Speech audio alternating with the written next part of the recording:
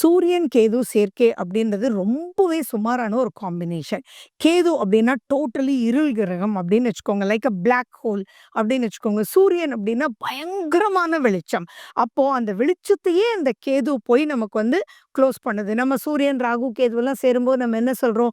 கிரகணம் அப்படின்னு சொல்றோம். அப்ப அந்த சூரியனையே வந்து டோட்டலி பவர் இழக்க வைக்கக்கூடியது கேதுவுக்கு சூப்பரா முடியும். அதனால தான் கேது வந்து எல்லா பிளானட்ஸ்லயுமே ஹைலி பவர்ட் பிளானட்ஸ். அவங்க ஒண்ணுமே பண்ண முடியாது அப்படின்னு சொல்லக்கூடிய ஒரு அமைப்பு. ஏன்னா எந்த ஒரு விஷயமே எதையுமே முன்னுக்கு வரவே விடவே விடாது.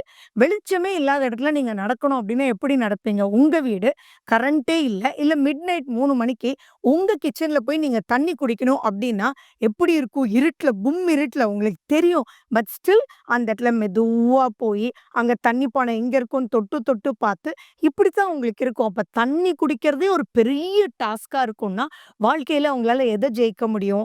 எல்லாமே வந்து இருளுக்குள்ள போற மாரி, அவங்க மைண்டே வந்து ஒரு மாதிரி டிப்ரஸ் ஆயிடுவாங்க. கண் சம்மந்தமான பிரச்சனை இதெல்லாம் டக்கு டக்கு டக்கு டக்குன்னு அவங்களுக்கு இருட்டாக்கிடும். அப்படின்றத தெரிஞ்சுக்கிட்டீங்கன்னாலே, அது வந்து தெரிஞ்சுக்கணும். அதுலேருந்து வெளியில வர்றதுக்கு என்ன வழின்னு சொல்றது தான் அஸ்ட்ராலஜி.